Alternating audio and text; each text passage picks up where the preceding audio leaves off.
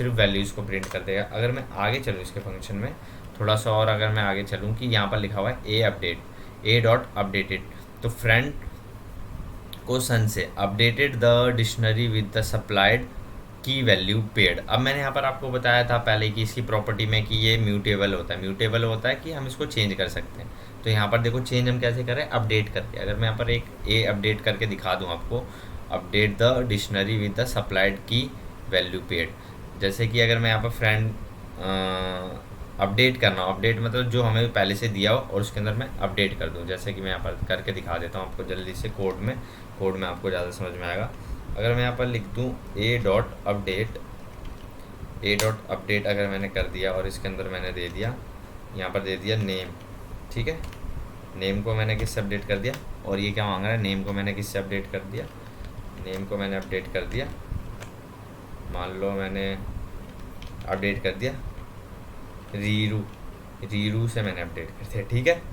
रीरू से मैंने इसको क्या कर दिया, अपडेट कर दिया। ये कहीं पर सिंटैक्स एरर दे रहा है, ये क्या एरर दे रहा है, एक बार मैं दोबारा से देख लूँ। अच्छा, सिंटैक्स एरर ये इसलिए दे रहा है क्योंकि हमें किस में करना है, हमने ये पहले भी सीखा था, हमें ये किस में करना है, डिक्शनरी में करना है। तो मैं यहाँ पर अगर इसको यूँ कर दूँ, अब ये नहीं देगा। ये सिंटैक्स ऐसा होता है, ये सिंटैक्स हमने पहले भी पढ़ा था, लिस्ट में भी पढ़ा था कि हम ऐसे तो अपडेट कर सकते हैं, लेकिन इसके अंदर जब हम डिक्शनरी में करेंगे तो मैंने बताया डिक्शनरी को सेमी कॉलम से करते, इसलिए सेमी कॉलम यहाँ पर इसने लगा रखे हैं ताकि वो डिक्शनरी में ही सिर्फ करे। अगर मैंने इसको दोबारा करा, प्रिंट करा, तो यहाँ पर देखना अभी मैंने इसको प्रिंट नहीं करा। अगर मैं यहाँ पर प्रिंट, अगर मैंने इसको प्रिंट कर दिया था, मान लो मैं स्टार्टिंग में चल जाऊँ, यहाँ लिख दो प्रिंट, और मैंने एंड में भी जाके यहाँ पर इसको प्रिंट ही अगर मैंने कर दिया था, तो ये क्या करता, एक मिनट, ये नन दे रहा है, मैं बता देता हूँ ऐसा क्यों हो रहा है, नन क्यों दे रहा है। जल्दी जल्दी मैं इसको हटा देता हूँ और यहाँ पर मैंने इसको बी इक्वल टू ये कर देता, नो, इसको ऐसे ही रहने देता। यहाँ पर अगर मैं प्रिंट कर देता, यहाँ पर ए को अगर मैं यहाँ पर प्रिंट कर देता, तब मैं यहाँ पर अगर प्रिंट करता तो तब देखना आप, देखो ये जो हमारी नई जो लिस्ट बनी है, देखो यहाँ पर नई लिस्ट बनी है ना, लिस्ट सॉरी लिस्ट में बोल रहा हूँ क्योंकि लिस्ट की तरह दिखती है। डिक्शनरी जो हमारी नई बनी है उसमें देखो वीरू नाम था यहाँ पर हमारा, वीरू की जगह पर रीरू आ गया। क्यों आ गया, क्योंकि हमने इसको अपडेट कर दिया। आई होप ये आपको पूरी चीज़ें समझ में आ रही होगी कि मैंने अपडेट जो करा है, आपको पूरा समझ में आ रहा होगा कि मैंने क्या अपडेट करा है, ठीक है। अब हम लास्ट फंक्शन पे आ जाते हैं। लास्ट जो फंक्शन है, मैंने इसमें सिर्फ इम्पॉर्टेंट फंक्शन ही लिखे हुए हैं। तो लास्ट जो हमारा फंक्शन है वो हमारा क्या है, हमारा ए डॉट गेट मतलब होता है कि अगर मुझे क्या चाहिए उसकी वैल्यू, मैं चलो मान लो अगर मुझे ये चाहिए, जैसे मैं आपको यहाँ पर करके दिखा देता हूँ यहाँ पर, तभी आपको देखो पता चल जाएगा।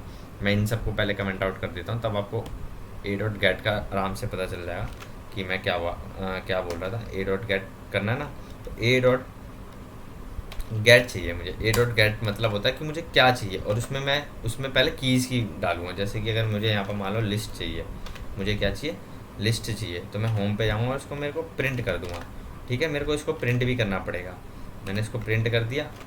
अब अगर मैं यहाँ पर इसको मैं प्रिंट करूँ तो देखना ये मुझे जो लिस्ट है, लिस्ट के अंदर के जो आइटम्स हैं, लिस्ट के अंदर की जो वैल्यू है वो दे देगा। यहाँ पर हमें सिर्फ की देनी होती है और ये यहाँ पर हमें वैल्यू रिटर्न करता है। तो गेट का मतलब होता है कि हम उसको कीज़ देंगे और वो हमें वैल्यू रिटर्न करेगा। आई होप ये पूरी की पूरी चीज़ आपको समझ में आई होगी।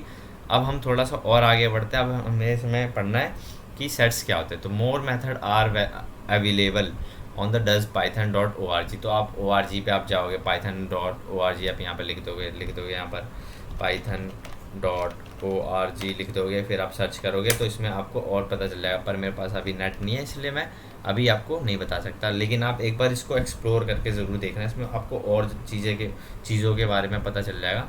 तो हम आगे बढ़ते हैं। सेट्स, तो सेट्स इन पाइथन क्या होता है, सेट्स क्या होता है, sets is a collection of non repetitive element. तो इसमें क्या होता है कि सेट्स के अंदर क्या होता है, ये भी डिक्शनरी की तरह होता है, लेकिन इसके अंदर रिपीटेड वैल्यू भी होती हैं, इसमें रिपीटेड वैल्यू भी होती हैं। तो ये क्या करता है, रिपीटेड वैल्यू को स्टोर नहीं करता, ये सिर्फ एक ही बार लिखता है। जैसे कि अगर मैं यहाँ पर लिख के आपको नई हेडिंग अगर मैं डाल दूँ, इसको मैं कमेंट आउट कर दूँ, तो यहाँ पर मैं लिख दूँ सेट्स लिख दूँ, ठीक है। सेट्स मैंने लिख दिया और यहाँ पर मैंने एक दे दिया ए इक्वल टू, और सेट्स का सिंटैक्स क्या है, सेट्स का सिंटैक्स भी सेम वैसे ही है। अगर मैं यहाँ 1, 2, 5, 6, 2, 5, 3, यहाँ पर मैंने 6 दे दिया, यहाँ पर कॉमा डाल के दोबारा 2 दे देता हूँ, ठीक है। तो यहाँ पर देखना कितने टोटल लेंथ में, इसकी पहले लेंथ आप अगर आपको प्रिंट करना हो तो आप क्या करोगे, प्रिंट ऑफ लेंथ ऑफ ए, ये प्रिंट कर दोगे तो इसकी लेंथ आ जाएगी। लेकिन अगर मुझे सिर्फ प्रिंट करना हो, किसको प्रिंट करना हो, ए को एक बार मैं प्रिंट करके दिखा देता हूँ आपको, और एक बार लेंथ। पहले मैं यहाँ पर आपको लेंथ प्रिंट करके दिखा देता हूँ। तो इसकी लेंथ कितनी है, 5 है।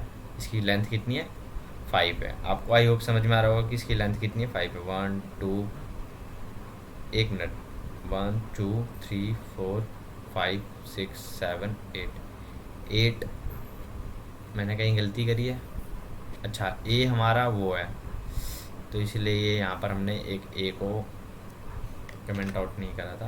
अब अगर मैं दोबारा से इसको कर दूँ तो ये 5 दे रहा हमें। 5 ये इसलिए दे रहा है क्योंकि इस वाले एलिमेंट में इसने 5 काउंट कर लिया, इसलिए। अगर मैं इसको प्रिंट ना करूँ, पहले इसको अगर मैं प्रिंट ना करूँ, उसके बाद क्या देगा ये हमें एक बार मैं देख लेता हूँ। इसको अगर मैंने प्रिंट ना करा तो ये 5 ही दे रहा है लेंथ। ये 5 हमें लेंथ इसलिए दे रहा है क्योंकि ये रिपीटेड वैल्यू की लेंथ नहीं देता, ठीक है। आपको ये भी ये याद रखना है कि जो लेंथ होती है वो हमेशा रिपीटेड वैल्यू की नहीं होती, वो सेम वैल्यू, अगर अलग अलग डिफरेंट वैल्यू की तभी। तो ये देखो सेट्स देखो कैसे काम करते हैं। इसमें हमने नंबर डाल दिया और ये नंबर देखो जो रिपीटेड नंबर थे वो सिर्फ एक ही बार बस लिखे गए हैं, तो इसी को हम क्या बोलते हैं, सेट्स। देखो आपको यहाँ पर दिख रहा होगा, तो वो एक ही बार लिखे गए हैं।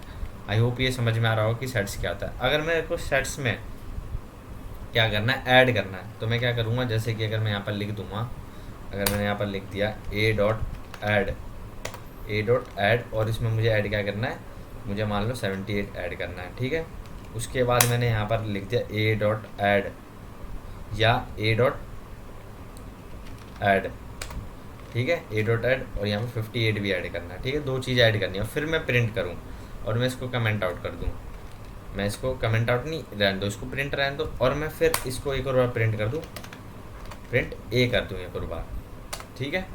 फिर मैं यहाँ पर अगर आपको प्रिंट करके दिखाऊँ तो देखना, यहाँ पहले वाले में तो देखो आपको कुछ भी ऐड नहीं था, जो मैंने पहले प्रिंट करा, फिर मैंने इसको ऐड करा तो देखो ऑटोमेटिकली इसके अंदर ऐड हो गया नंबर। तो हम ऐड ऐसे भी कर सकते हैं सेट्स में नंबर को। आई होप ये पूरी की पूरी चीज़ आपको समझ में आ रही होगी, तो like subscribe and share this video. तो हम जल्दी से ये जो 2 पेज है ये बस ये जल्दी से हम इसको ख़त्म कर लेते हैं, फिर उसके आगे हम नेक्स्ट वीडियो में हम देखेंगे। तो if you are the programmer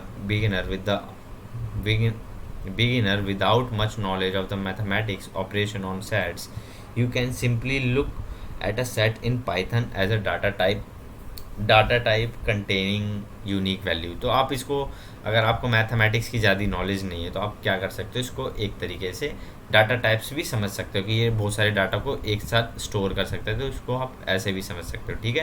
तो सेट्स आर अनऑर्डर होता है, element order does not matter, कि आगे पीछे लिखो कोई दिक्कत नहीं है। Sets are unindexed, can access element by index से भी हम इसको एक्सेस कर सकते हैं। There is no way to change item in the sets के अंदर हमेशा याद रखना कि तुम आइटम्स को चेंज नहीं कर सकते।